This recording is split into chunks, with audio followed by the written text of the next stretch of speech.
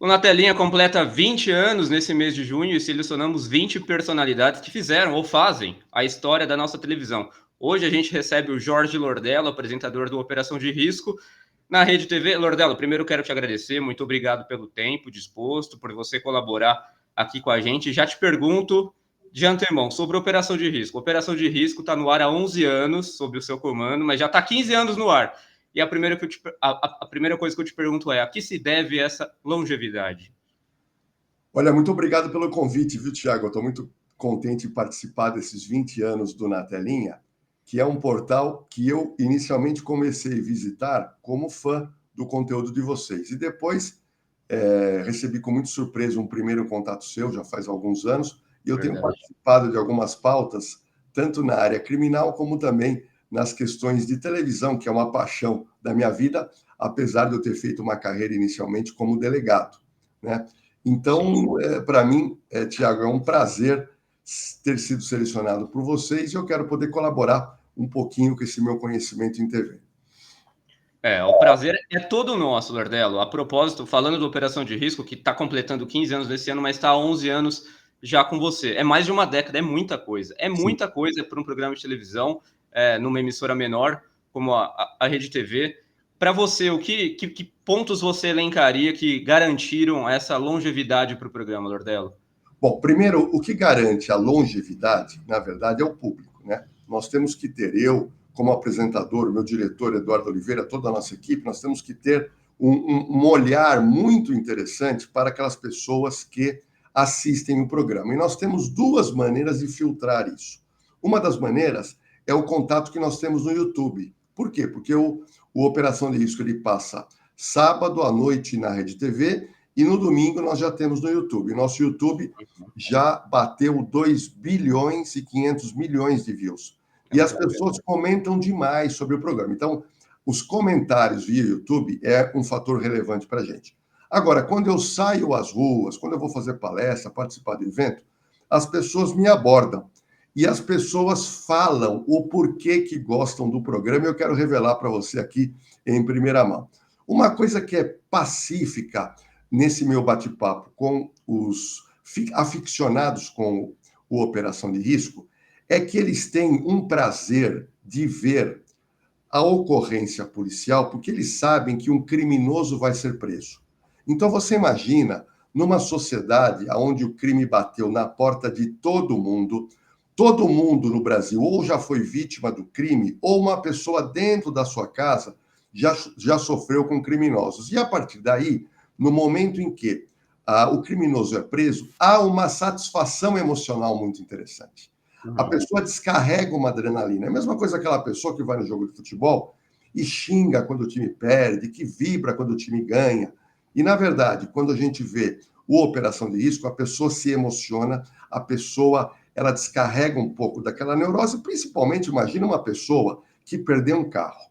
A pessoa perdeu o carro e, além de perder o carro, ele ficou com 50 prestações para pagar do financiamento do consórcio. É uma dor que a pessoa vai levar para o resto da vida. Quando ela assiste o programa e ela mostra assaltantes sendo presos, é como se fosse feito ali um processo até de vingança e ela se sente um pouco satisfeita. A outra coisa do sucesso do programa, e olha que nós verificamos isso em canais no mundo inteiro, não há nenhuma televisão no mundo que consiga fazer com tanta precisão o que a nossa equipe aprendeu a fazer com os policiais na rua. Hoje nós filmamos com a Polícia Militar, com a Polícia Civil, nós filmamos com a Guarda Civil, nós filmamos com a Polícia Federal e filmamos em São Paulo e também em outros estados. Nós, na verdade, colocamos o telespectador dentro da viatura policial, como se ele tivesse sentado ali, observando a rotina do trabalho policial. Então, se você verificar esse ineditismo, essa qualidade, esse profissionalismo, e aí o que acontece? Quando o programa vem para mim no estúdio do QG da Operação de Risco, a vantagem que eu tenho é que eu sou uma pessoa de formação jurídica criminal, fui delegado 30 anos, escrevo livros, ou seja, eu realmente tenho um conhecimento na área policial maior do que outros apresentadores da mesma área no quesito direito e experiência. E a gente tenta, aí a minha parte, na hora de apresentar o programa, é dividir com o público essa minha experiência e fazer com que o público entenda essa dinâmica policial. Só para você ter uma noção, o Operação de Risco, ele é assistido no sábado, basicamente, porque hoje nós estamos sexta-noite, Que dá muita audiência. às 22h40, fica 2 horas de programa. Depois nós entramos com o programa inédito no domingo, que começa às 22h10. E agora tem uma novidade, não sei se você já tinha se ligado, Thiago. Nós estamos também às terças-feiras. Sim, sim. Toda terça-noite, a 1 hora de programa. O programa vem crescendo de audiência. Então, o que acontece? O público da TV, nós verificamos nos índices de audiência que é um público de um pouco mais de idade, que é aquele público que fica em casa e gosta de televisão. Mas, quando o programa vai para o domingo, ele cai no jovem. E daí a gente verifica que o público que assiste no YouTube é jovem, que quer ver a adrenalina, a emoção do trabalho policial. E o mais curioso é que 95% dos comentários do jovem é super favorável à polícia. Eu quero te trazer também uma novidade, que é o seguinte. Muitos policiais jovens que gravaram no Operação de Risco nos últimos anos me confidenciaram que entraram para a polícia porque eles tinham 14, 15 anos, eram fãs do Operação de Risco. Nossa. Eles viram na profissão o quê? Uma paixão, um dom, uma vocação. E essas pessoas, por causa da Operação de Risco, ingressaram nas fileiras policiais. Então, isso também é um fator muito relevante para mostrar a importância do programa Operação de Risco para a população brasileira. Nossa, Lordelo, então você está me falando que o programa ele está no ar às terças-feiras e sexta-feira ele também já vai ao ar há um bom tempo, com os melhores momentos. O sábado também é o dia mais tradicional, porque é quando vai a edição inédita, né? Então, tem domingo também. Dentre desses horários que a gente está falando, sexta, sábado, domingo, já foi exibido também no fim de tarde, que ele também tinha tido uma boa resposta do público. Qual que você acredita que ele é o que melhor se encaixa para ter o seu auge de audiência, assim, porque você é um cara muito ligado em audiência, que eu sei, você é viciado em Ibope, né? Minuto a minuto, você fica acompanhando ali. Sim. Dentre todos esses horários, se você pudesse escolher, se você tivesse o poder da caneta, da grade na mão da Rede TV, qual horário você priorizaria? Olha, o Operação de Risco tem uma brincadeira lá na Rede TV que é o seguinte: o Operação de Risco para a Rede TV é como Chaves para o SBT. Você já falou isso aqui, viralizou, hein? Qualquer lugar que você põe, qualquer horário, ele dá audiência. É impressionante. Eu vou te dar um exemplo. Nós começamos agora terça-feira, porque terminou, né, o programa do Geraldo Luiz, que era terça, e entrou agora o Operação de Risco. Mas a gente não teve nem tempo, não teve como comunicar para o público. E logo no primeiro programa, ele já bateu uma audiência muito relevante. Agora, a audiência maior é tradicionalmente no sábado. Então, no sábado, o programa começa às 10h10 e vai até às 11h10. Os primeiros 20 minutos, nós confrontamos com a novela da Globo. E a gente, nesses primeiros 20 minutos, a gente tem uma dificuldade, porque a pessoa já estava na novela assistindo a novela. Quando acaba a novela, começa a migração. E nessa migração, principalmente após por volta de 15 para as 11, você começa a subir.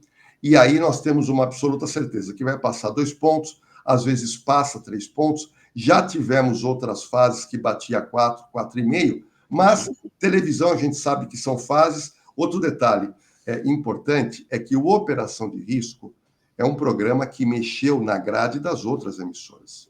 Muitas emissoras sempre tiveram problema de concorrer com a Operação de Risco. E teve alguns casos, eu não vou citar programas, mas que foi trocado 2, 3 vezes, 4 vezes um programa para conseguir chegar junto da Operação de Risco. Então, nós temos um embate, o horário de sábado é um embate muito duro, mas a gente consegue manter, assim, excelentes índices de audiência. E você acompanhando o programa, minuto a minuto ali, Lordelo, o que você já aprendeu com essa dança dos números que a gente está falando? Digo, em caso, em relação à operação de risco mesmo. Onde é que dá mais audiência no programa? Quando que a audiência sobe, você fala, putz, agora começou a subir. E você nota um comportamento meio que padrão. Quando você começa a mostrar determinada cena, os números vão subindo. Quando que é esse momento? Bom, se você identificou isso, né?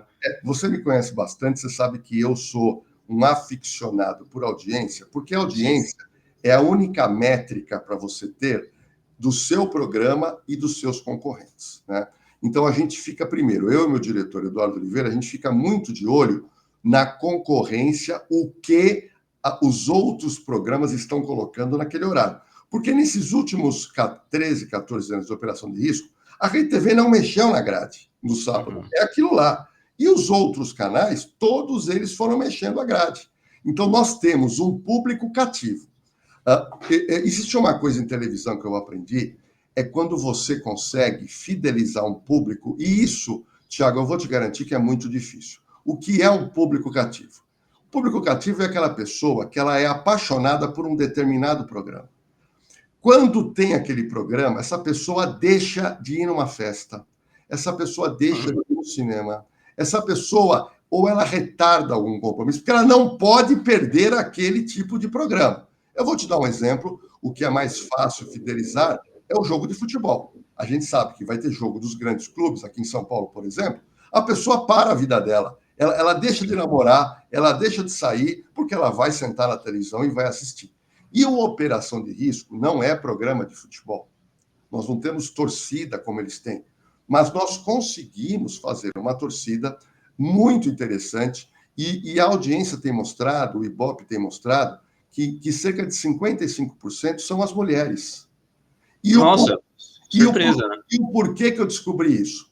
Eu recentemente abri um canal no YouTube chamado Na Cena do Crime, onde eu conto as histórias com riqueza de detalhes. E lá eu tenho um contato mais próximo com os internautas do Na Cena do Crime. Eu comecei a reparar o volume grande de mulheres, e eu ali conversando nos comentários, eu percebi que as mulheres têm uma verdadeira paixão por true crimes. E, na verdade, o Operação de Risco é um true crimes real. Sim. É um reality policial que coloca a pessoa na cena do crime. Então, nós temos um público aficionado. Então, o que acontece? O público, ele chega na Operação de Risco quando começa o programa. Ele começa a crescer quando termina a novela. Terminou a novela, a pessoa está deixando de sair a novela, alguns não gostam da novela, já estão esperando a gente. E isso tanto é verdade que nos minutos anteriores a começar o Operação de Risco, a audiência começa a subir. A gente já sente nos números que o público já está chegando e é como se ele estivesse com a pipoca e com o sorvete esperando o programa. Agora, o público que não assiste a novela da Globo, né? Assiste. E aí o que acontece? O nosso pico realmente ele começa entre 10 para as 11 em diante. E isso também tem muito a ver, às vezes não tem muito a ver com a própria ocorrência, mas tem a ver com a nossa concorrência. Os outros programas que muitas vezes estão acabando, que já estão numa barrigada. Então, tradicionalmente, a gente começa a crescer depois das 10h30, das 22h30, e aí vai crescendo, e sempre nós terminamos com o pico de audiência às 23h10. Isso é fato. Justamente quando acaba. Então, o programa está sempre subindo. Eu ia te perguntar se tem algum ponto baixo, onde o público ele tem fuga de telespectadores. Então, pelo jeito, não tem. Ele pega embaixo e ele vai subindo, e o pico é justamente o final. É isso. Olha, ele começa a subir e não para. Ele vai subindo gradativamente, quando vai se aproximando das 11 horas. E aí, atualmente, nós temos um canal concorrente que troca o programa às 23. Né? Sim. E é um canal também que já mexeu diversas vezes na grade para chegar junto na Operação de Risco. Mas quando eles trocam o programa às 23 horas, e aí a gente continua a subir, e quando eu entrego para o Marcelo de Carvalho com o Mega Sonho, sempre é o pico de audiência do programa. Então, pensando nisso, não seria prudente, numa avaliação de grade, colocar o programa Operação de Risco às 22h30 no sábado, para não sofrer com esses minutos que o público ainda está chegando, para ir subindo aos poucos e já começar quando a novela da Globo já tiver terminado, que provavelmente o índice seria um pouco maior do que ele é hoje. Olha, Thiago, o programa Operação de Risco, uma boa parte dos anos ele foi 22h30, depois ele foi para 22h10. O que acontece? Existe o mundo ideal e o mundo que a gente pode fazer. Muitas vezes, eu vou te dar um exemplo com o futebol, que eu sei que você é um apaixonado por futebol. Muitas vezes a gente vê o futebol de fora e a gente fala assim, olha, o técnico não pôs um jogador, esse jogador tá mal. Tudo bem. Só que tem o seguinte, quando a gente vai falar de grade de televisão, uma coisa muito importante que a gente muitas vezes esquece ao fazer uma crítica é saber que a grade da TV ela depende muito dos anunciantes. E os anunciantes, quando assinam contratos, eles têm regras. Eles têm regras que eles querem colocar o anúncio ou o patrocínio do programa num determinado horário, e aí você não pode alterar aquele horário. Então, nós temos uma grade recheada de programas, e é óbvio, né, que todo diretor de programa, todo apresentador, ele queria ter uma grade melhor para o programa dele render. Mas, em contrapartida, nós temos na emissora um diretor de programação que ele fica de olho tanto em explorar o melhor de audiência que ele pode conseguir no programa, mas você tem anunciante, você tem contratos, então a gente tem que também analisar isso. Mas se você falar para mim, qual seria o melhor horário para começar, eu entendo que 22h30 eu fujo da novela. Mas aí Claro. eu fujo da novela e eu passo a novela para o outro programa. Sabe aquela, Tiago, sabe aquela coisa? Todo mundo adora a feira, mas ninguém quer ter a feira na frente da sua casa. Verdade. Então, eu estou contente com o horário, porque o programa realmente ele é um programa muito interessante e ele é um programa que mantém essa audiência, que para nós é um orgulho. Ô Lordelo, entre 2023 e 2024, você tinha apresentado o Hora de Ação. A gente conversou um pouco antes do programa estrear e você me disse que a Rede TV não tinha uma meta de audiência estipulada, mas a meta era sua e do seu diretor, que era 2 pontos de média na época, né? Essa meta nunca foi alcançada, o programa acabou saindo do ar. O que você acha que aconteceu? Por que não teve a mesma resposta da Operação de Risco? De repente, foi o excesso de programas similares ali no horário, a Band e a Record fazendo já há muitos anos, fazendo aqueles programas tradicionais do fim de tarde, jornalísticos também. O que é que pegou? Por que você não conseguiu chegar na meta que você havia estipulado para a Hora de Ação? Excelente pergunta. Vamos lá. Nós imaginávamos inicialmente que nós íamos atingir 2 pontos, tá? A gente realmente imaginava, mas tinha um motivo.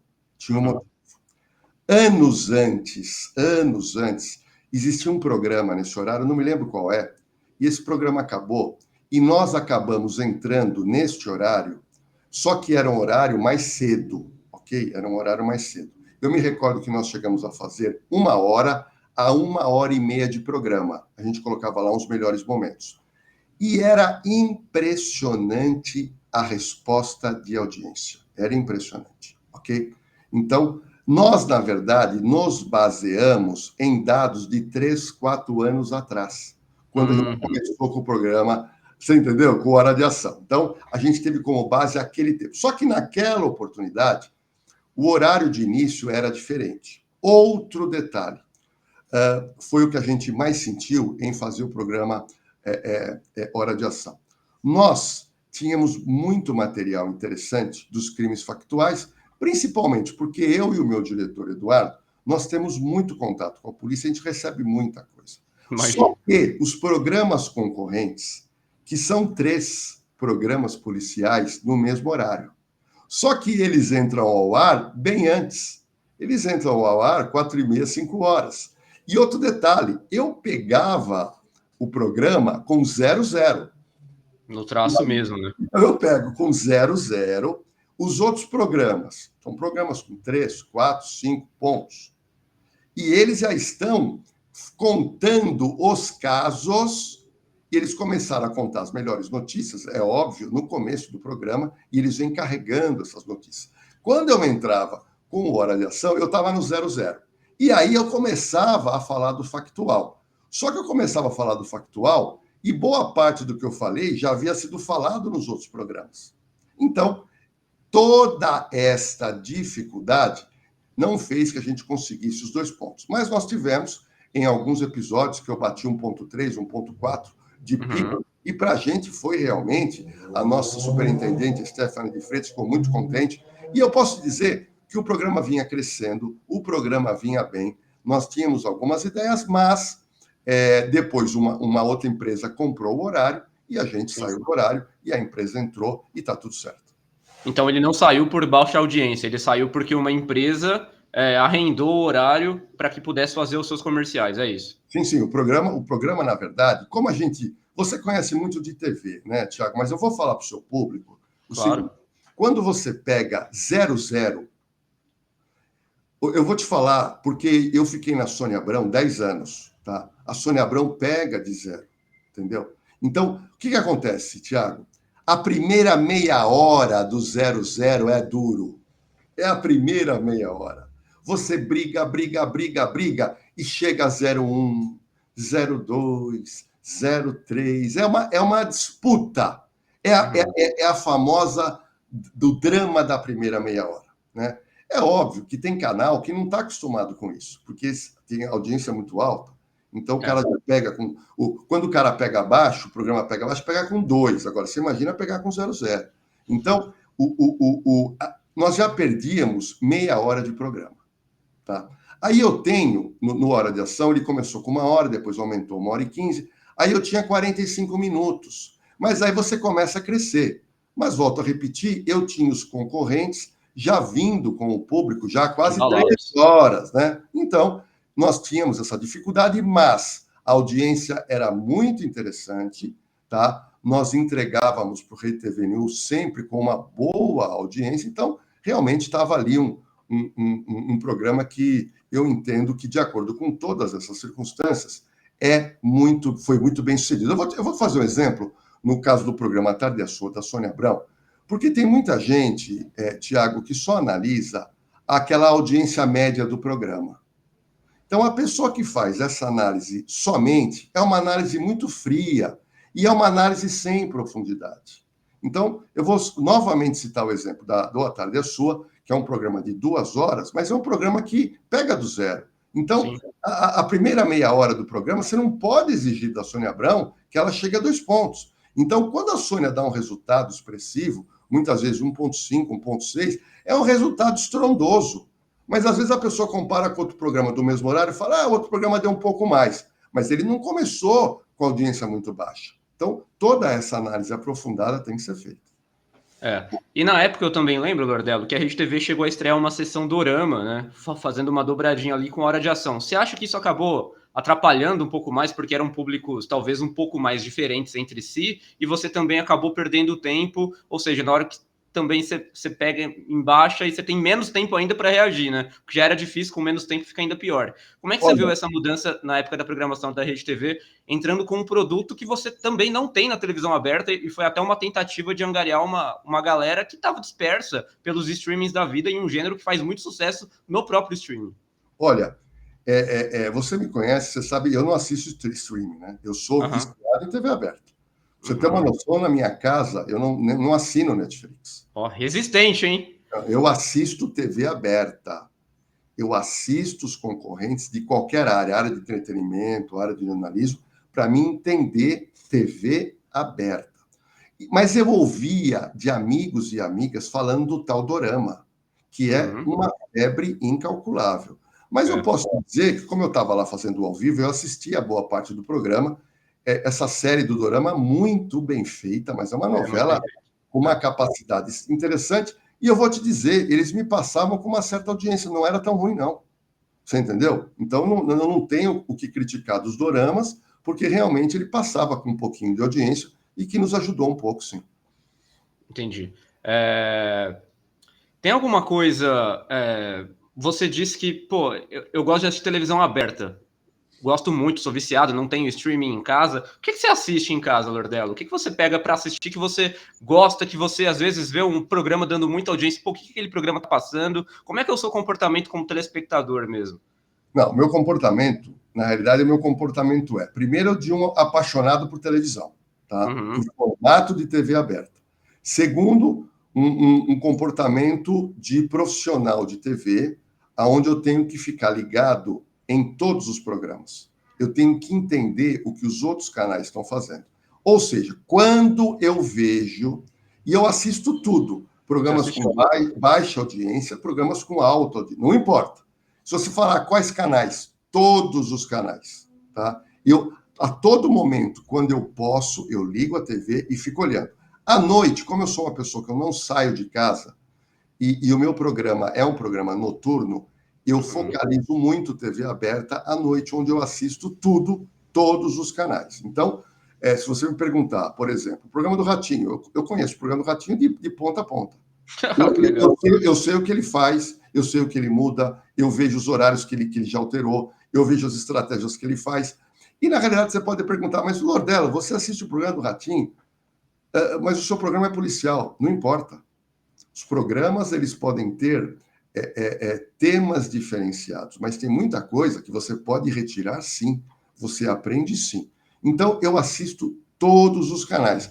E eu fico olhando, na realidade, os índices de audiência, até para ver se esses outros canais estão eventualmente obtendo audiência ou não.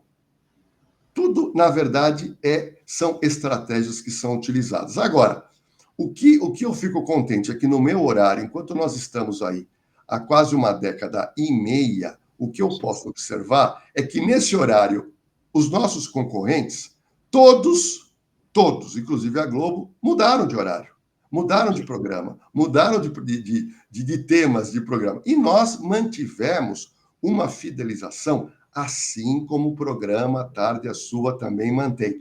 Isso é muito importante, que aí eu volto no começo da nossa entrevista, que daí o que vai acontecer? Você forma esse público cativo. Esse público que deixa de sair de casa para assistir o Operação de Risco sexta-noite, sábado à noite. Então, isso nós já conseguimos. Isso é uma das coisas mais difíceis de acontecer. E você mesmo comentou, a gente estreou no domingo, deu audiência. Nós estamos agora, terça-feira à noite, dando audiência. Ou seja, acaba virando um produto de interesse de qualquer horário. E eu não tenho dúvida, você colocar de manhã cedo, se você colocar de madrugada, vai dar audiência. E devido a esses bons resultados, talvez é natural que você desperte interesse nos concorrentes, né? Porque afinal de contas, dá 2, 3, 4 pontos, até mais que você já deu. Na Rede TV é um feito e tanto. Já apareceu alguma coisa para você nesse sentido? Algum convite que te fez balançar? Ou algum convite, de repente, até indecente para você mudar de canal? Não mudou, mas já teve proposta, já teve convite? Olha, eu estou na televisão há muitos anos, né? E antes de eu ser contratado da Rede TV, eu era convidado para ser comentarista, para falar sobre algum Sim. caso, em exatamente todos os programas de televisão desta área, em todos os canais. Eu não sei se você sabe, a primeira emissora, o primeiro programa que eu fui convidado para dar uma entrevista, logo após lançar o meu livro Como Conviver com a Violência, em 1998, lancei na Bienal do Livro, lá no Center Norte. Eu lancei o livro sábado e domingo. Na segunda de manhã, me liga a produção da Rede Globo, do programa SPTV, que na época era apresentado pela Mariana Godoy e o Chico Pinheiro. Sim, Então, sim. eu fui convidado, naquela oportunidade, para dar uma entrevista para eles no estúdio, porque eles queriam entender como que um delegado de polícia lançava um livro para ensinar as pessoas não serem assaltadas no trânsito com seu carro ou moto ou na rua a pé. Ninguém, porque é um tema que eu escolhi, um tema novo. A partir daquele programa, eu comecei a ser chamado por vários programas. E eu participei de quase todos os programas também da Rede Globo naquela oportunidade.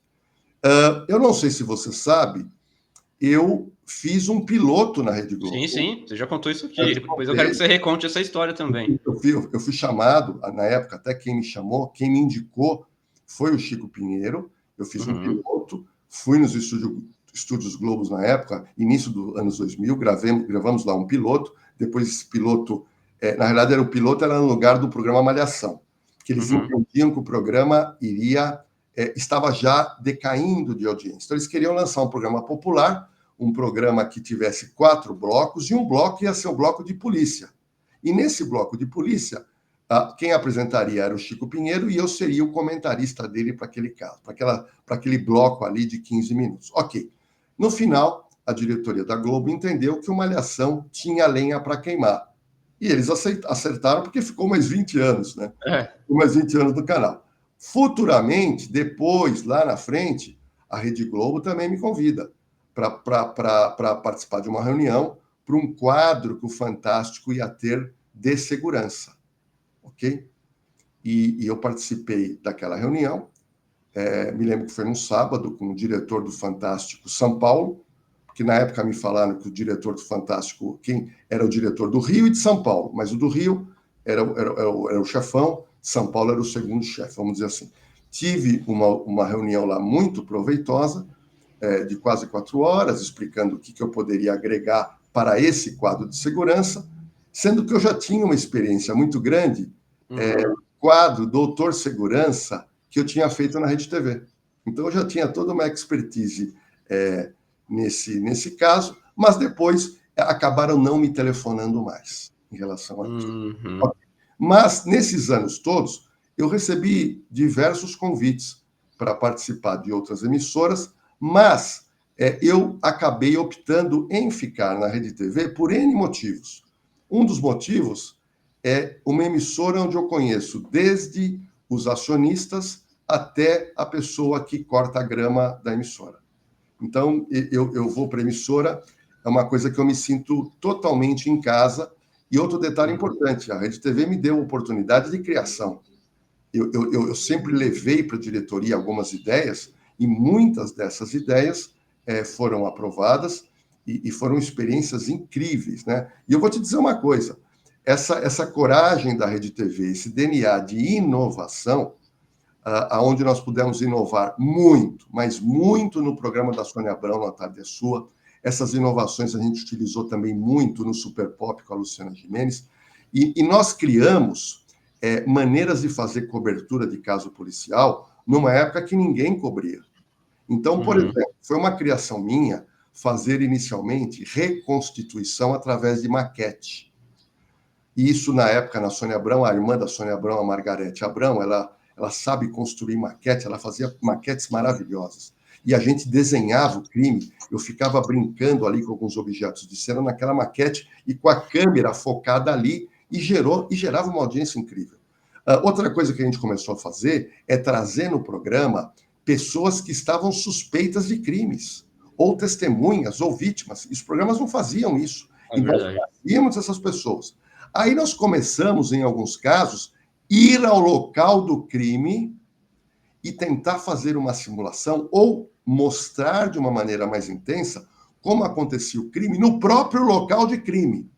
E quando nós não conseguíamos ir ao crime, nós criávamos no estúdio da Rede TV como se fosse um ambiente do crime. E eu podia dar essas explicações. Bom, todas essas inovações que a Rede TV permitiu e que muitas das ideias foram minhas, os outros canais que estão vendo a audiência começaram a verificar, caramba, o que o Lordello está fazendo aí está dando resultado. E outro detalhe, a Rede TV foi a pioneira na televisão brasileira em ter um profissional para chamar um comentarista de segurança pública. Antes do Jorge Lordello, você tinha comentarista esportivo, comentarista de economia, comentarista de política e assim por diante. Comentarista de cinema. Não existia a figura, o termo, o comentarista de segurança. E nós, quando eu comecei a participar dos programas da Rede TV, eu me lembro na época, a Mônica Pimentel, ela falou, olha, precisamos ter um nome para você, não sei o quê, e a gente colocou inicialmente especialista em segurança, depois comentarista em segurança. E eu fico contente que esse formato ele deu certo, e eu pude perceber nos outros canais outros profissionais sendo contratados como comentarista de segurança. E outro detalhe, essas coberturas que o Brasil se acostumou, e a última cobertura foi do caso Vitória, essas coberturas, quem começou a cobrir para e passo, dia a dia, foi o programa A Tarde é Sua, onde eu sentava, a Sônia, o Elias, toda a direção do Elias, o Marmita, o Caprone, a gente sentava e a gente começou a fazer o quê? A tratar desses casos de grande repercussão diariamente. E a vantagem que nós tínhamos lá é que nós começávamos, Tiago, antes que os programas policiais e os outros canais. Sim, sim. Só que os outros programas, eles ficavam contando 10 casos. E nós resolvíamos investir o programa inteiro num caso só. Num caso que a gente achava que tinha muita repercussão. E aí, passado algum tempo, outros canais começaram a fazer o mesmo modelo, que é fazer uma cobertura extensiva, uma cobertura onde você dedica praticamente toda a sua estrutura de jornalismo do programa para saber e enxergar, eventualmente, todos os ângulos de um crime. Tudo isso eu posso te dizer que começou com a gente na Rede TV. Então você teve convite para migrar de emissora nos últimos anos. Você pode revelar qual emissora que te chamou?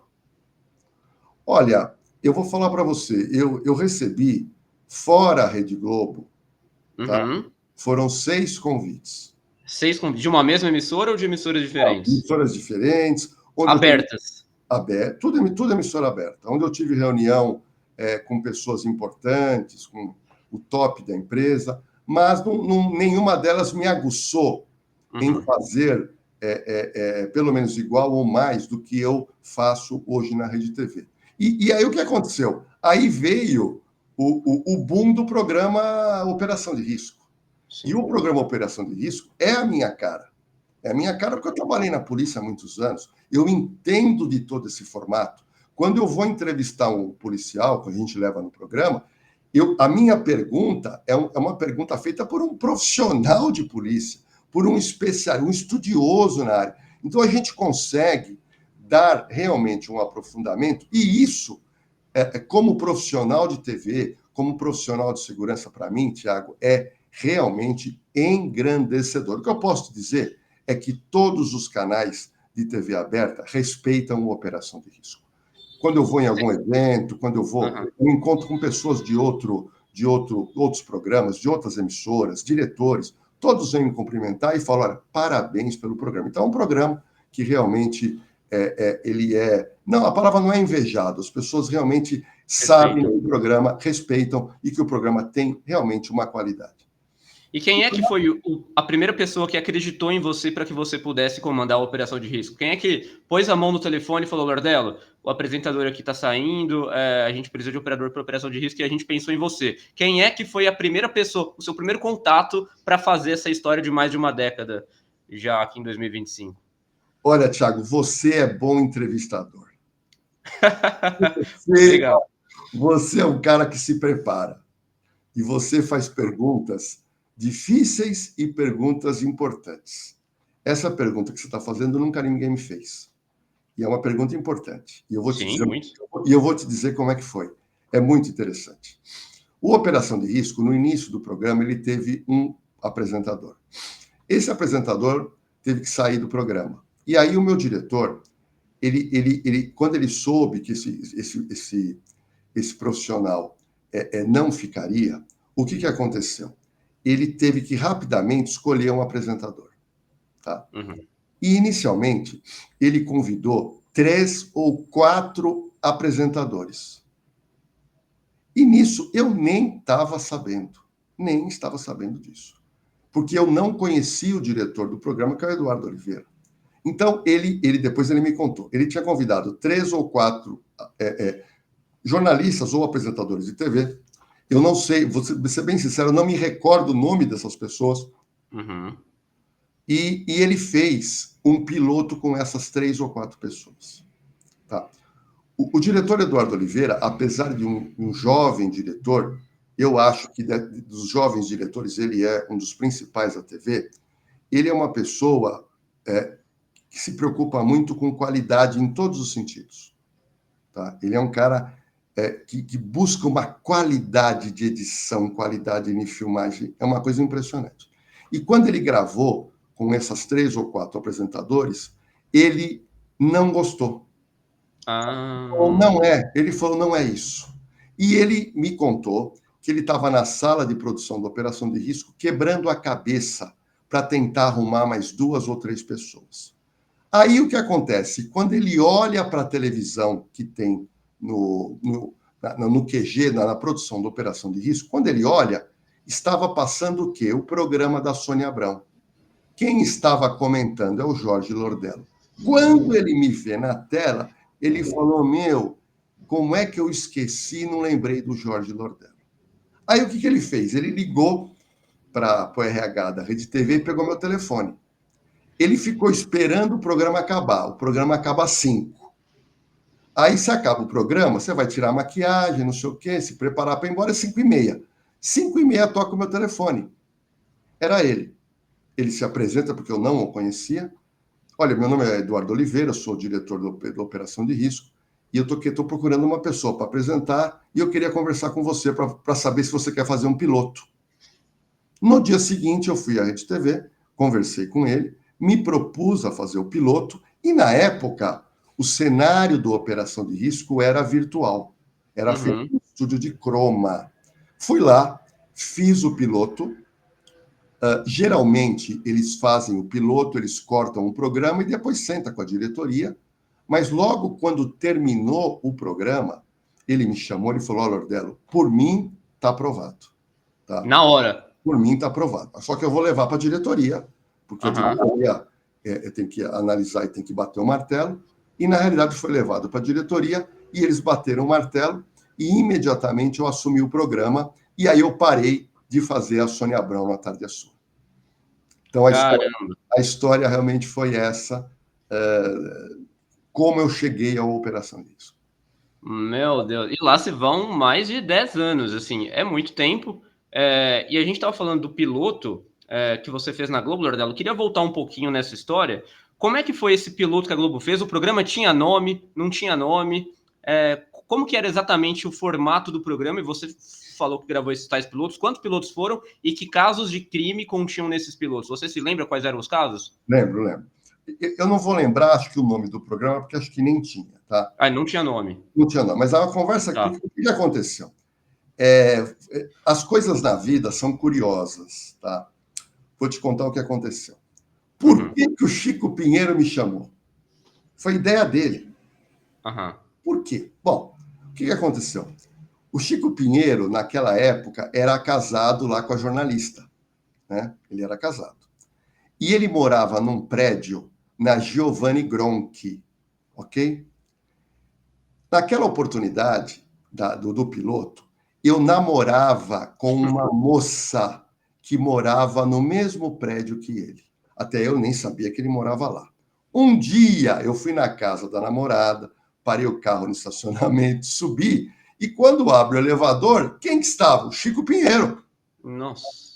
Aí eu falei: Chico, olha, eu gosto muito do seu trabalho, meu nome é Jorge Lordello, eu estou na Rede TV, no programa Tarde é Sua, aquela coisa toda. Oh, tudo bem, tudo bem. E eu nem sei se, eventualmente, ele me conhecia. Uhum. Nem sei.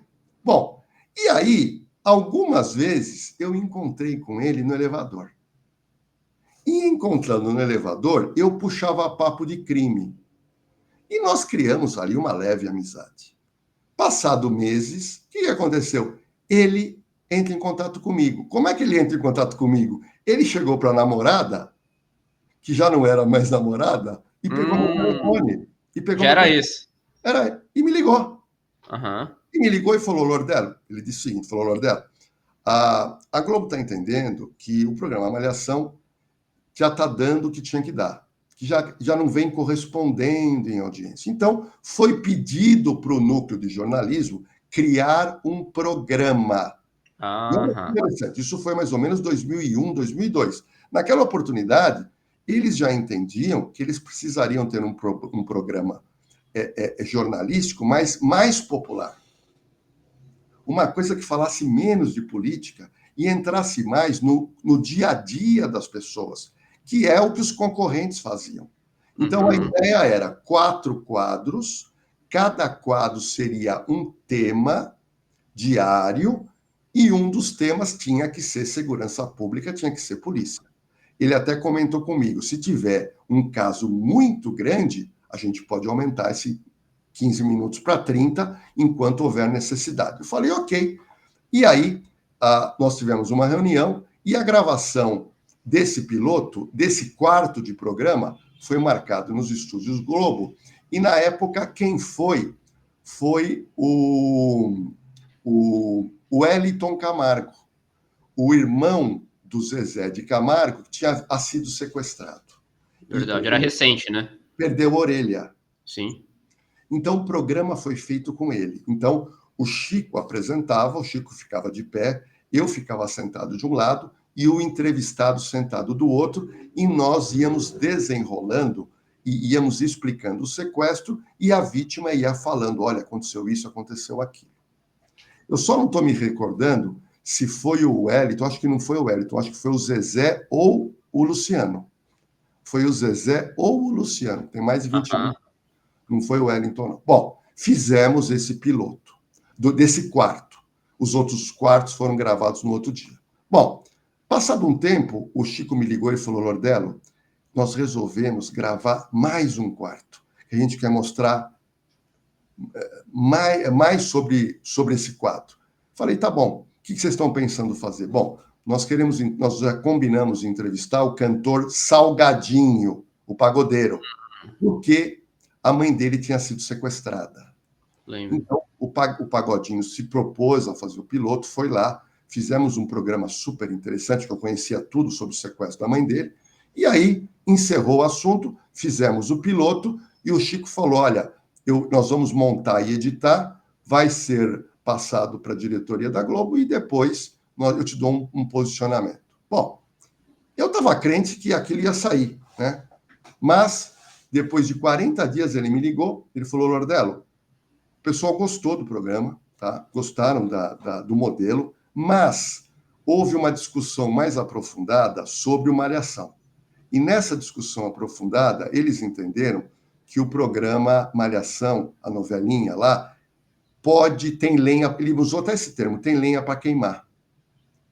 Eu falei, tá ótimo, precisando de mim, estou à disposição, e tudo bem. E aí, eu comecei a acompanhar até mais o programa Malhação, e os técnicos da Globo tinham tanta certeza disso, e eles acertaram, que o programa Acertaram. ficou 20 anos. Né? Então, Mas você... não teria por que ter aquele programa se eles tinham um programa de sucesso, que depois eu acho que eles fizeram modificações, e o programa... Aham. Mas os pilotos, eles foram gravados à vera mesmo? E outra pergunta que eu tenho para te fazer é, você como profundo amante de televisão, você não acharia que aquele programa que você gravou o piloto pudesse ser encaixado em uma outra faixa da programação, se não o fim de tarde, de repente semanal, em alguma faixa, enfim, não sei. Ele, pelo que você estava vendo ali, ele não caberia em um outro horário? Olha, eu acho que o programa que eles fizeram, aquele horário era o ideal. Porque era o horário para você combater os outros programas do mesmo horário, só que a ideia deles não era fazer só polícia inicialmente, eram ter quadros diferenciados para poder aprofundar. Então eu acho que o programa ele cairia bem ali, porque a Rede Globo tem outros programas jornalísticos grandes também, são muito bem feitos, mas eu acho que o programa, eu entendo, se eventualmente eles tivessem escolhido esse programa, eu entendo que seria um programa diário de sucesso na TV brasileira. E o Chico Pinheiro ficaria no comando do programa mesmo, isso já estava certo? Ficaria outra coisa, eu já gostava muito do trabalho dele. Ele é um cara que tem uma sagacidade, rápido de falar, então eu entendia que o apresentador perfeito para aquele programa seria o Chico Pinheiro. Entendi. Lordelo, tem alguma coisa diferente que você queira apresentar na televisão especificamente? Algum formato, de repente, que você já tenha se interessado por aí? Ou, de repente, até criar alguma coisa? Porque você, como amante de televisão, aprendendo até com o programa do Ratinho no SBT, bisbilhotando todos os programas da televisão aberta. E uma outra pergunta também, você é fã de televisão que não seja brasileira? Você assiste a televisão aberta americana, por exemplo? Você tira alguma coisa de lá que também tem muito programa ligado a essa área que você é especialista? Olha, eu vou ser bem sincero para você, não assisto nada americano. Tá? Não assisto nada. Eu já assisti, eu não consegui extrair nada. O que eu quero, Mesmo? eu quero te falar o seguinte. Primeiro, eu gosto de TV aberta desde garoto. Desde garoto. Então eu tenho paixão por a TV aberta. Coincidentemente ou não, eu fui amigo das maiores personalidades da TV aberta na área policial. Uhum. Pra você ter uma noção, eu fui amigo do Jacinto Figueira Júnior. Aí você me pergunta, Lordelo, como é que você foi amigo do Jacinto? Você nem frequentava a TV. Acredite se quiser, eu fui amigo do Jacinto. Eu ia jantar com o Jacinto Figueira. E aí, o Jacinto Figueira me contou dos programas que ele tinha feito na televisão. Vários programas de grande sucesso na TV brasileira. Eu fui amigo do grande jornalista e repórter Saulo Gomes. Meu amigo de telefonar e bater papo. Eu fui amigo do Gil Gomes. conheci o Gil Gomes em delegacia de polícia, quando ele entrou lá e queria falar com o delegado era eu, e a gente acabou ficando amigo, trocando o telefone, e eu tive um certo convívio com ele. Então, entenda uma coisa, eu, desde jovem, 19, 20 anos, eu me interessei por crime, porque eu fui para a carreira de delegado por causa disso, me envolvi com essas pessoas, e eu sempre fui um bom ouvinte. E hoje, tudo eu vejo e analiso com um olhar de televisão. Bom, você me falou de programas que eu quero apresentar. Eu tenho, basicamente, 3 formatos de programa. Uhum. Novidade na TV. Exclusivo aqui, é a primeira mão. Eu sei, mas você me fala, Lordello, me conta. Eu não posso te contar. Claro que não. Contar, alguém pega ideia. Claro. Esses 3 programas, eu tenho até nome, eu já registrei no INPI o nome, ok? E esses programas, eles surgem, esses formatos de programas surgem em razão de todo um olhar de TV brasileira lá atrás. Porque, coincidentemente, eu morava perto da Tupi e morava perto da MTV. Nossa. E aquilo já me aguçava o interesse por televisão. Então, eu tenho um desses programas, a gente começou há uns anos atrás a desenhar esse programa, tá? E o programa estava bem avançado inicialmente, desenhando um formato, mas eu me recordo que teve uma crise econômica no país na época e houve uma puxada de freio geral no Brasil e esse programa acabou, a gente parou de mexer. Então, eu tenho 3 formatos. Um dos formatos eu já levei para a diretoria da RTV para análise. Então, eu acho que esses formatos, de alguma maneira, algum deles vão sair, porque são coisas inéditas. E aí eu peguei toda a minha experiência em TV, toda a minha experiência em assistir televisão e assistir TV aberta, e eu vou te explicar, eu assisto TV aberta para entender o público da TV aberta. Tiago, o público do streaming é outro público. Uhum. Eu, às vezes, vou numa festa, converso com alguém, e às vezes a pessoa não me conhece.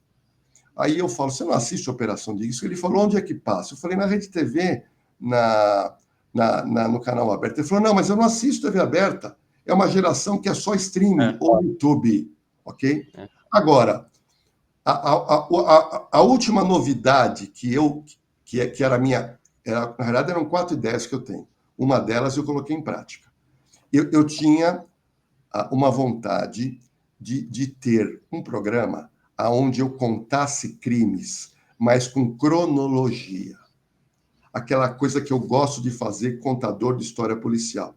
É o primeiro fiapo do acontecimento até o final. E aí eu tenho a facilidade de conseguir laudo, de conseguir relatório de polícia, de conseguir as pessoas para darem entrevista. E aí eu já tinha o nome desse programa, que o nome é Na Cena do Crime. Na Cena do Crime. Eu fui lá, não havia registro desse nome, registrei o nome. E agora, o que eu fiz? Eu criei uma estrutura sozinho e criei o YouTube Na Cena do Crime. Esse YouTube tem dado uma repercussão que eu imaginei que ia dar repercussão, porque não tem nada de true crimes nesse meu formato. Sim, você encontra no YouTube muitos formatos de YouTube de true crimes, onde o apresentador traz pessoas para bater papo. Eles aprofundam no bate-papo. Eu faço diferente. Eu faço uma narrativa do crime, colocando o internauta na cena do crime. Eu consigo levar o máximo de provas possíveis e imagens para colocar a pessoa na cena do crime. Só para você ter uma noção, antes de a gente entrar nessa entrevista, eu tô roteirizando o crime do MC da Leste. Nossa. Que é um crime sem solução.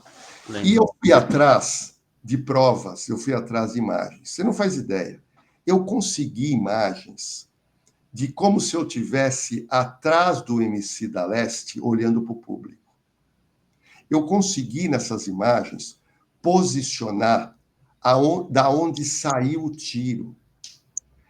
Esse tipo de análise nenhum canal fez. E eu estou roteirizando, eu vou fazer. esse roteiro para lançar no meu canal no YouTube, Na Cena do Crime. Ou seja, eu tinha esse sonho e ele está realizado. Só para você ter uma noção, na televisão nunca se preocuparam em falar de crimes antigos. Eu roteirizei agora e já publiquei O Crime da Mala, que é um crime espetacular pelos seus meandros. O crime do bandido da luz vermelha. Eu contei o crime inteiro. Eu descobri, Tiago, acredite se quiser, não sei se você lembra ou se você sabe, da lenda da loira do banheiro. Você já ouviu essa? Claro. Nossa, Você muitas já fez, vezes. você já fez a invocação da loira do banheiro no banheiro da escola? Meu Deus do céu. Não tive coragem. Não teve coragem, mas todo mundo que está assistindo, ou 80%, sabem da lenda da loira do Sim. banheiro. Todo mundo imagina que é uma lenda urbana. O Tiago, é crime. A loira do banheiro existiu. Uma loira foi morta. Ela morava numa mansão que logo em seguida foi comprada pelo governo do estado em 1850 e pouco. E ali, na compra daquela casa, aquela casa foi transformada num colégio. E aquele colégio, as pessoas ouviam vozes e barulhos no banheiro. E isso se espalhou no Brasil inteiro. O que eu fiz? Eu fui atrás, lá em Guaratinguetá, arrumei provas, tudo que eu tenho. Eu tenho foto da loira do banheiro, dela viva, eu tenho foto dela morta, eu tenho foto dela embalsamada, eu Nossa. conto história. Eu contei a história da loira do banheiro. Como eu vou contar agora a história do homem do saco. Ou seja, o canal Na Cena do Crime era um sonho que a gente tinha de poder roteirizar grandes histórias atuais, como do passado, porque eu percebi que as pessoas gostam muito desse tipo de material, viu, Tiago?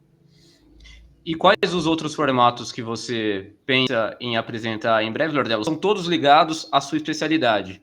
Não tem nenhum que fuja do assunto, são todos do segmento. Todos. Bom, eu não posso falar o formato, mas eu quero dar uma Claro. palhinha. Aham.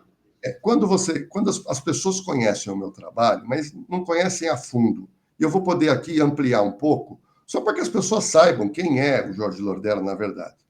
Então, imagina, o Tiago, eu com 11 anos de idade, a minha mãe, Dona Nazaré, que era professora do Estado, professora do primário, Uhum. e um dia ela querendo incentivar eu, que eu sou o filho mais velho, para ler, porque os meus irmãos não gostavam de ler, eles nunca gostaram de ler, e eu gostava de ler. E minha mãe um dia trouxe um livro da Agatha Christie, Nossa. que é o romance policial. A Agatha Christie, ela é considerada a rainha do crime. Foi a maior ou uma das maiores contadoras de histórias policiais, e a Agatha Christie, ela cria um personagem que é o detetive que resolve os crimes. E quando eu li aquele primeiro livro, eu falei, caramba, mas que coisa emocionante. Eu pedi, mãe, tem mais livro dessa mulher? E a minha mãe foi comprando todos os livros de Agatha Christie. Então eu li a coleção inteira dela. Quando acabou, eu pedi mais. Ela falou, não tem mais. Acabou. Bom, minha mãe era uma pessoa muito culta, muito estudiosa, e ela percebeu que o filho dela tinha interesse nesse tipo de leitura. E ela me trouxe os livros, em seguida ela me trouxe um livro do Conan Doyle. O Conan Doyle foi o escritor que criou o Sherlock Holmes. Uhum. E ele é muito curioso porque os dois são da Grã-Bretanha e os dois viveram no século XIX, no final do século XIX. Os dois juntos venderam, Tiago, mais de 4 bilhões de livros. São os grandes escritores. Então, para você ter uma noção, até os 14 anos, eu fiquei lendo Conan Doyle e lendo Agatha Christie. Aí, quando vem aquele boom da TV aberta, chegam os seriados americanos policiais. E o que mais me encantou era o do Detetive Columbo. O Detetive Columbo era um policial que ele era todo esquisito. Ele tinha um olho meio caído, ele andava meio torto, usava uma capa preta, falava umas coisas desconexas, mas ele esclarecia todos os crimes. E aquilo começou a me impressionar, quando, com mais ou menos 15 anos de idade, no colégio que eu estudava, algum aluno ou aluna colocou anilina, sabe aonde? Na Nossa. cafeteira, na cafeteira que ficava na sala dos professores. Ou seja, alguém do colégio quis fazer um bullying com os professores. E aí, os professores começaram a tomar um café e eles perceberam que a língua ficava azul porque tinha anilina. E foi um alvoroço naquele colégio, a diretora brava contando para todo mundo, e a primeira professora que eu vi era a minha professora, e aquilo me doeu, porque ela se sentiu humilhada com aquela brincadeira. E naquele momento eu assumo meio que a capa do detetive Columbo, eu assumo meio que a capa do Sherlock Holmes. E eu falo, caramba, eu quero descobrir quem colocou a anilina nessa cafeteira. Não, começou aí. Começou aí. E aí eu comecei a andar pelo colégio, e ali era o horário do recreio, e eu olhando com outros olhos aquele bando de garoto no recreio, eu vejo num cantinho um grupo de 4 meninas da minha idade. E elas estavam conversando e dando muita risada. Mas eu percebia que 3 davam risada e uma contava uma história. Eu fui me aproximando, e aí elas acabaram a história e tocou o sinal para voltar para o colégio, para voltar para a sala de aula. Quando elas estão voltando para a sala de aula, eu comecei a seguir essa menina que contava a história.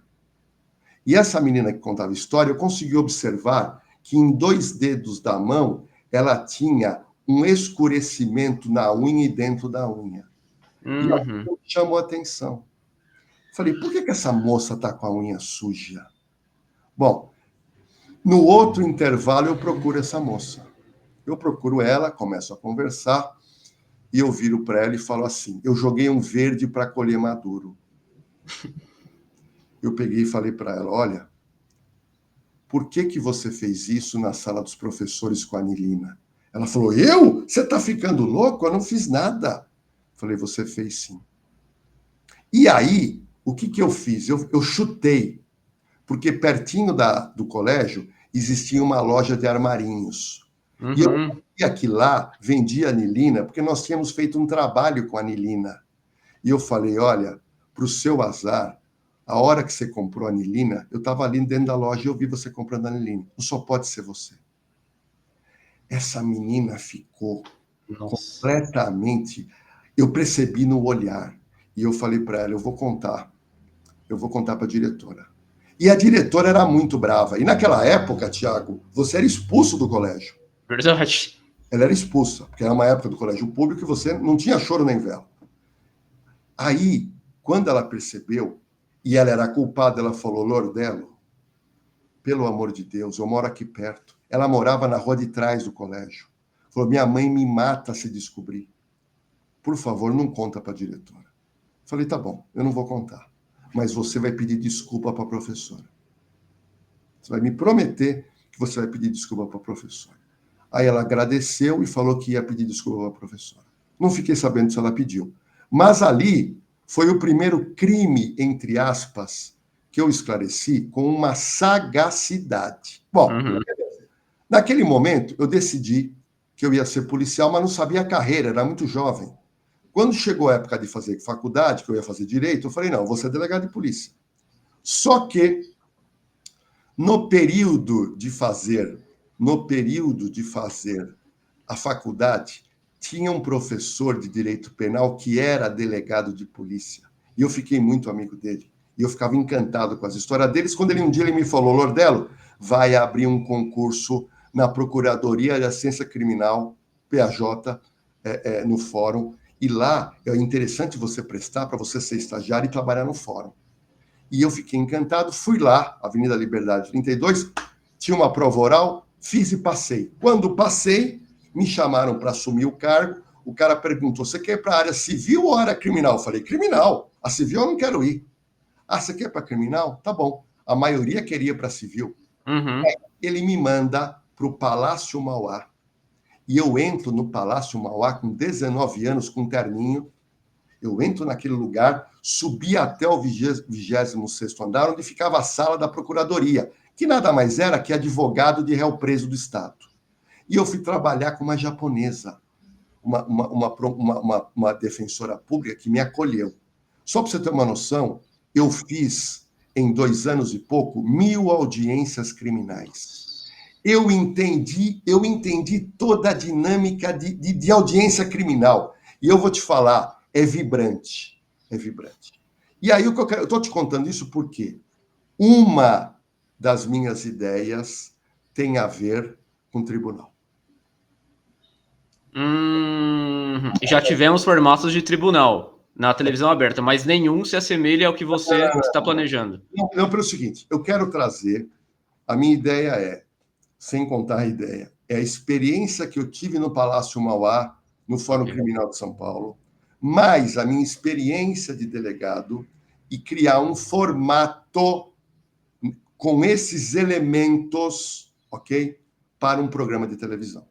Okay? Perfeitamente. Então, é uma das ideias que eu tenho. Então, na verdade, todas as ideias que eu tive, ela tem um pouco a ver ou com a minha experiência policial ou com o meu bate-papo com grandes jornalistas da área policial que eu tive amizade e que essas pessoas me transferiram muitas ideias e que ainda hoje ressoam na minha mente. Porque a TV aberta, ela está carente de ideias. Verdade. Eu vejo muita gente repetindo. O sucesso da Operação de Risco foi a novidade, ninguém fazia. Tentaram copiar, fizeram ruim. Então, a ideia, eu acho que esse campo da segurança pública, True Crimes, é um prato cheio, não só para o streaming, mas para a TV aberta também. E os outros formatos, você quer dar uma palhinha também ou vamos ficar no suspense? Olha, os outros formatos, um dos formatos eu vou dar uma palhinha. Tá? Ok. Para ninguém copiar, não fala muito para ninguém copiar. Não. Um dos formatos foi uma ideia que eu tive. E eu não sei se você, acho que você vai se lembrar, eu tive um quadro na Sônia Abrão de sexta-feira com a sensitiva Márcia Fernandes. Lembro. Né? E aí... já até sei onde você quer chegar. Achei legal pra caramba. Não, e aí, eu nesse quadro, que era um sucesso lá sexta-feira, porque eu era uma escada para a Márcia. Né? A Sônia apresentava, e eu, como gosto dessa área espiritual também, eu era uma escada para a Márcia e fiquei muito amigo da Márcia Fernandes.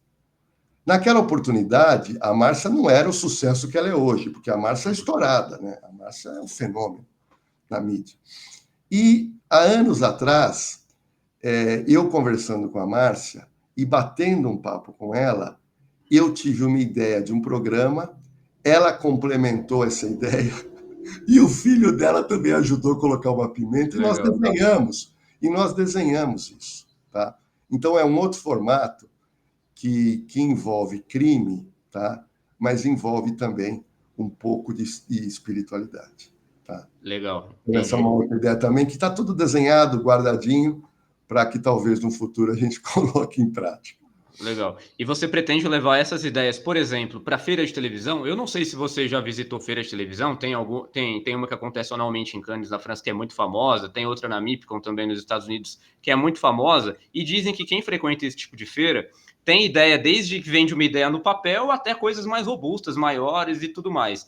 E a gente está acostumado a importar muito formato, né? E você está me mostrando um caminho contrário, você é o cara que cria, você é o cara que pensa os formatos. E por que não levar esses formatos para fora, colocar numa feira, para que você possa colocar esses programas todos em outros países parecido com o Brasil, onde eles possam se encaixar? Existe essa ideia ou não? Olha, é bom conversar com gente inteligente que a gente aprende. Você está me trazendo uma visão que nunca passou pela minha cabeça. Ah, não. Nunca passou. Mas já que você me deu isso de presente, eu vou agora pôr isso para fomentar aqui na cachola e conversar com alguns amigos, até da Rede TV, que costumam ir nessas feiras, até para eles me dizerem se tem alguma chance de eu poder ir lá e conversar com as pessoas. Mas uma coisa, o que acontece? O meu diferencial é a paixão que eu tenho por isso, Tiago. Claro, a gente percebe. O diferencial é a paixão. Quem me conhece sabe, e eu não trabalho de segunda a sexta. Eu trabalho de segunda a segunda. Uhum. Ou eu estou escrevendo roteiro, ou eu estou trabalhando no meu programa, ou eu estou escrevendo artigo, ou eu estou criando na área de segurança. Então, eu fico plugado exatamente 24 horas. E muita gente do Brasil entra em contato no meu direct, no Instagram, e a pessoa às vezes me dá uma grande dica. Então, eu posso dizer que eu sou uma fábrica de ideias, porque o meu foco é TV aberta. Eu respiro TV aberta, porque eu participei de todos os programas de entretenimento. É impressionante. Então, por participar de programa de entretenimento, eu conheci e fiquei amigo de grandes diretores de entretenimento. E você começa a bater papo com eles. Vou te dar um exemplo. O último que ficou meu amigo, que eu nunca imaginei que eu fosse ter amizade, que é uma pessoa que eu admirava, foi o grande diretor e amigo, parceiro, empresário do Gugu, que é o Homero Salles. O Homero Salles veio ser superintendente na Rede TV. E quando ele foi ser superintendente, eu esperei a primeira semana, fui lá e marquei uma reunião com ele. Sentei na sala dele e já comecei. Homero, eu sou seu fã. Aqui é um papo de fã e de uma pessoa que reconhece o trabalho que você fez no SBT e o trabalho que você fez com o Gugu. Você é um Claro. inovador. E eu conheço toda a história do Homero, já conhecia. As histórias de criação do Homero. Eu Uhum. não sei se você sabe, o Homero dirigia programa praticamente no estúdio. Sim. Ele não dirigia do switcher. O switcher dele era no estúdio. Era um cara de pôr a mão na massa. Bom, eu cheguei lá e, para minha surpresa, ele falou: Ó, Lordelo, conheço o seu trabalho, conheço a operação de risco e eu quero muito conversar com você, que sou diretor. E só nesse dia nós ficamos quase 4 horas batendo papo. E eu percebi que através do Homero, a gente ia conseguir aproveitar das ideias desse profissional. E aí ele comentou comigo: olha, eu estou assumindo agora no final do ano. Ele assumiu, se não me engano, em 2019. Só que em 2020 estourou a pandemia. Sim. Estourou a pandemia. E aí as televisões pararam. E aí não tinha o que fazer. E o Homero acabou saindo da Rede TV e ele foi para Portugal, onde ele tem residência também, até para se proteger da Covid. Né? Uhum. Então, mas o Homero ficou meu amigo, nós temos telefone, eu ligo para ele me liga. Então, eu tive a felicidade de conhecer grandes diretores, ou todos praticamente, de área de entretenimento, e eu aprendo muito com eles. Esse bate-papo com essa gente criativa. Agora, comprar formato não tem criatividade. Não há criatividade nenhuma. Você vai lá, escolhe o formato, acredita que aquele formato vai. Eu acho que nós temos tanto potencial no Brasil, ainda Sem mais dúvida. falando da área de segurança pública, porque, infelizmente, nós temos hoje uma gama de crimes acontecendo que a imprensa não dá conta de noticiar. Não dá. É uma gama de crimes. E eu acho que isso tem muito conteúdo para a gente colocar na TV aberta. Sem dúvida, Lordelo. Bom, então fica a ideia aí para que você possa registrar e comercializar de repente e a gente vê um pouco do Jorge Lordelo em outros países do mundo, né? Vou Que deve pesquisar. ser legal, que deve ser legal. A gente estava falando, você chegou a falar aqui na conversa também do YouTube, do canal do YouTube que você lançou, o Na Cena do Crime. Ele tá com pouco tempo no ar, mas como você mesmo lembrou, ele já tá com alguns números bastante expressivos. Eu dei uma olhada no canal, cheguei a ver alguns vídeos e tudo mais, mas eu só vi crimes brasileiros por lá. Então parece que a sua aversão ao que é de fora também parece que está entranhado nos crimes, né? Você não gosta de televisão aberta americana, não gosta de streaming, que majoritariamente é americano. Você pretende retratar alguns crimes no seu canal do YouTube, crimes famosos, mas não aqui no Brasil, de outros lugares do mundo, tem crimes assim estarrecedores de outras partes e então eu queria saber se há o seu interesse em retratá-los no seu canal aqui. Então, essa pergunta também é muito inteligente. Deixa eu te explicar. A intenção, por que eu resolvi fazer o Na Cena do Crime no YouTube? Eu consumi alguma coisa de true crimes, mas eu percebi que os canais, eles fazem o que? Um bate-papo. E Sim, tá tudo sim. certo, é o estilo das pessoas. Então, o apresentador não conhece muito da área, então ele chama um perito, chama o delegado, chama a testemunha, e eles discutem o caso, que eu acho bacana, mas não é o meu estilo. Eu sou contador de histórias. Então, o que eu resolvi fazer? Eu resolvi contar o começo, meio e o fim. E outra coisa, eu queria mostrar muita coisa que a própria TV não mostrou, que é o que? A riqueza de provas, porque o telespectador quer ver imagem. Não adianta eu ficar contando uma história e não te mostrar o que aconteceu. Exemplo, eu estou roteirizando agora o MC da Leste e eu fiquei impressionado com o que eu consegui levantar. Eu vou colocar o telespectador em cima do trailer aonde o MC da Leste morreu. Eu vou mostrar a visão do MC da Leste, eu vou mostrar a escuridão que era e eu vou mostrar o local aonde saiu o tiro. Isso nenhum canal mostrou. Agora, por que eu não tenho feito crimes estrangeiros? Porque eu não tenho contato nos Estados Unidos. Então eu posso escrever lá, contar o crime do O.J. Simpson, mas eu vou ter que ficar indo no Google, pegando umas notícias e o que tiver. O meu diferencial na cena do crime é que eu vou atrás do quê? Do processo completo. Te dou um exemplo.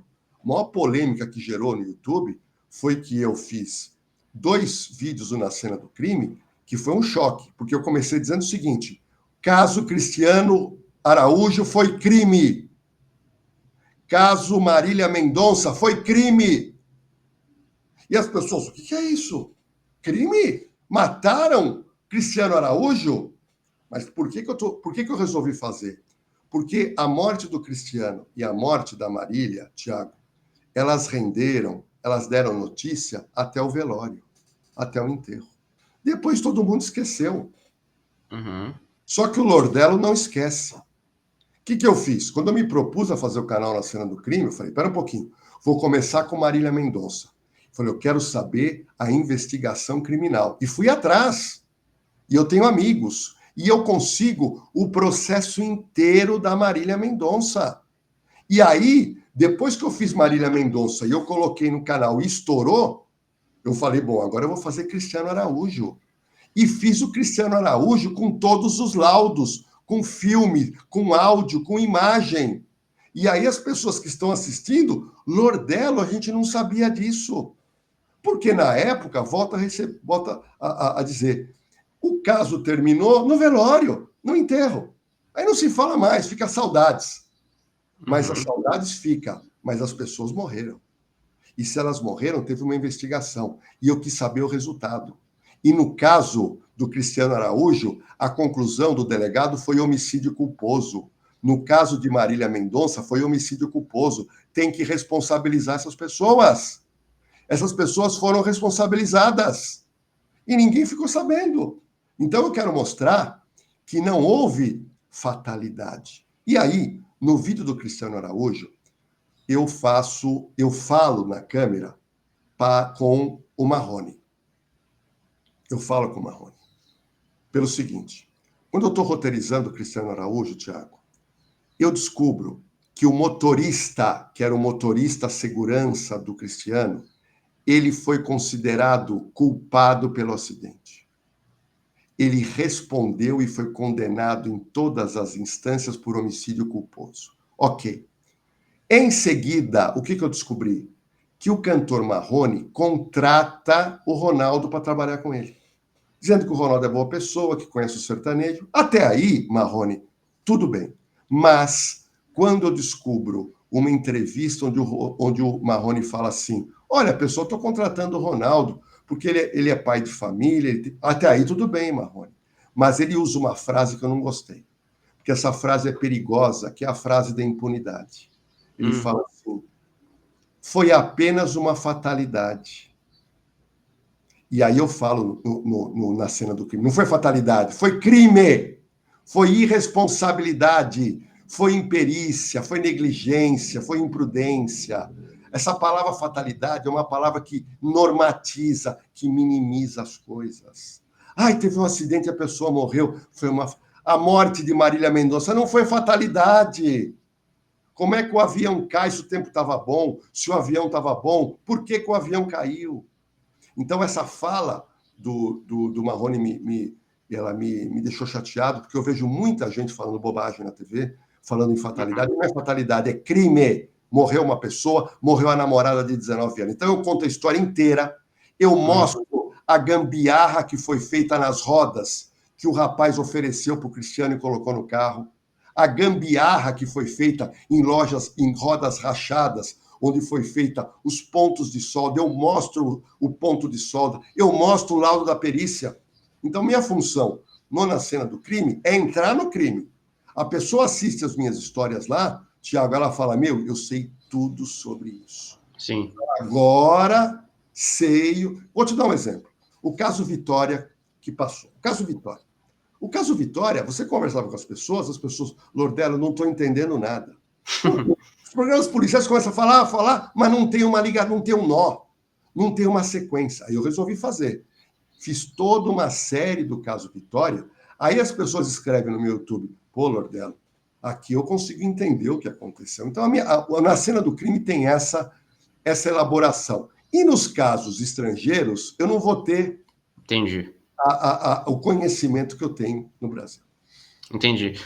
Lordelo, são várias camadas que você está me falando na cena do crime. É muita coisa, é muito detalhe, é muito pormenor. Então eu fico pensando, quem é que está cuidando da formatação, o roteiro nos vídeos? É tudo você? Quantas pessoas acompanham o canal? A Rede TV tem dedo nisso? Porque é muito trabalho para você contar uma história tão bem contada como está acontecendo na cena do crime. Imagino eu que seja um trabalho de várias mãos. Como é que acontece? Como que é o processo para o vídeo ficar redondinho e ir para o ar? Porque imagino eu, não é uma tarefa fácil, não é?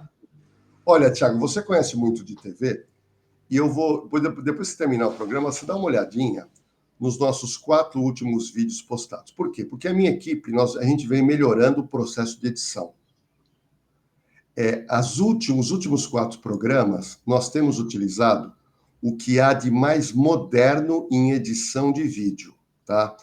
Para fazer o Na Cena do Crime, eu jamais conseguiria fazer isso sozinho, porque não tenho nem capacidade, principalmente da parte técnica, né? Então, eu acabei conhecendo um rapaz que se tornou meu amigo, que é o Alan. É um rapaz que morou nos Estados Unidos muitos anos e depois voltou para o Brasil. E esse rapaz teve uma pequena produtora.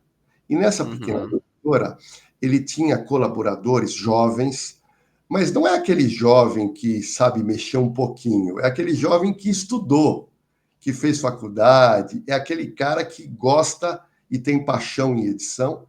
Então, nós resolvemos formar uma equipe, tá? A equipe ainda é pequena, a equipe hoje tem 5 pessoas. Então, tudo começou quando eu contei a história para eles, eles compraram a ideia do formato do Na Cena do Crime. A partir desse formato, a minha ideia era narrar os fatos num local como se fosse uma delegacia onde eu trabalhei lá antigamente, na década de 90. E aí, eu peguei um espaço e eu fui comprando todos os objetos de cena. Mas eu tentei comprar o que havia de mais real, como se fosse uma delegacia antiga. Então, quando você assiste o Operação de Risco, as pessoas mais antigas, realmente parece a sala do delegado. Alguns objetos do Na Cena do Crime eram objetos meus, que eu usava em delegacia e que ficaram comigo. Por exemplo, a máquina de escrever vermelha é uma máquina minha, que eu levava para a delegacia e utilizava. O par de algemas que eu tenho pendurado, o porta-chapéu que eu tenho, é tudo meu. Então eu montei um local que eu me sinto dentro de uma delegacia e eu coloco o telespectador dentro dessa cena. Então a gente resolveu comprar equipamentos de qualidade, gravar em 4K, estamos melhorando assim absurdamente a questão das edições e a partir dos primeiros vídeos eu saio, a minha equipe vai gravar com gente que vai dar entrevista para o programa. Olha que interessante. Então, quando eu localizo pessoas que, de uma maneira ou de outra, tiverem envolvimento naquele caso, eu vou atrás. Por exemplo, o caso Maníaco do Parque. Você não vai encontrar na internet uma narrativa tão precisa como a minha do Maníaco do Parque.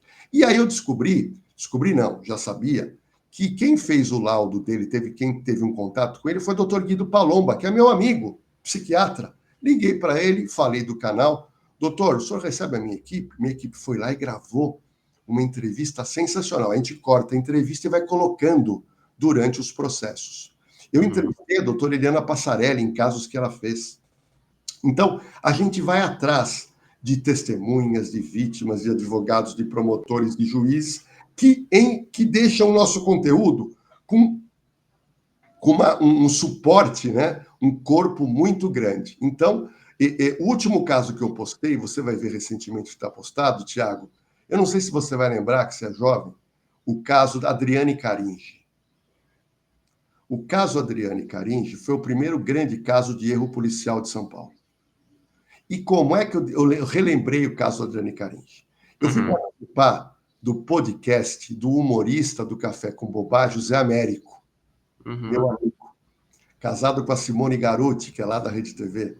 E quando terminou o caso do Zé Américo, eu mando para ele os episódios do Na Cena do Crime, ele falou para mim, Lordello, eu estou adorando o caso Na Cena do Crime. Ele falou, por que você não faz Adriane Caringi?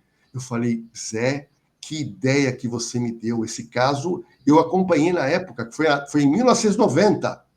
Aí ele falou para mim, Lordello, eu vou te contar uma coisa, eu fui namorado da Adriane Caringi.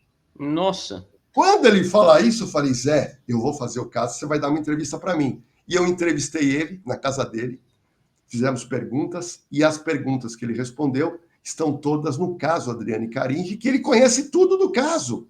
Claro. Então, a gente também agora está indo atrás para sempre ter alguém, um personagem, que participou de alguma forma do Na Cena do Crime. Lordello, queria agradecer demais a sua presença aqui. Quem assistiu esse papo durante essa quase 1h30 e gosta de televisão, gosta de guerra de audiência, gosta também do Jorge Lordello, tenho certeza que curtiu bastante e desfrutou. Sempre uma conversa com você bastante produtiva e sempre alguma coisa a acrescentar. Quero agradecer demais o tempo que você teve disponível aqui para mim e desejo muito mais sucesso para a Operação de Risco, que perdure por muitos e muitos anos da grade de programação da Rede TV Lordello. Eu agradeço imensamente aqui a sua presença nesse especial de 20 anos na telinha. Tiagão, muito obrigado. Fiquei assim honrado de ser escolhido como uma das personalidades do Na Telinha, porque eu sou um visitante do site do Na Telinha. Quem gosta de televisão tem que ver o Na Telinha todo dia, para saber, entre aspas, a fofoca. E eu acho bacana do Na Telinha, e aí fazendo elogio a vocês, parabenizando, vocês pegam uma matéria e vocês aprofundam. E vocês vão atrás da notícia. Vocês não copiam notícia. Então, vocês estão de parabéns.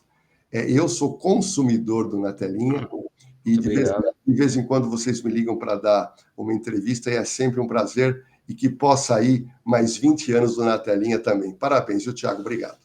Amém, que assim seja. Quem assistiu aqui até agora, muito obrigado. Deixe seu like, deixe seu comentário também, que todos nós vamos ler, assim como o Lordello também lerá. Lordello, sucesso para você, grande abraço. E quem assistiu, até a próxima. Tchau. Valeu, Tiago.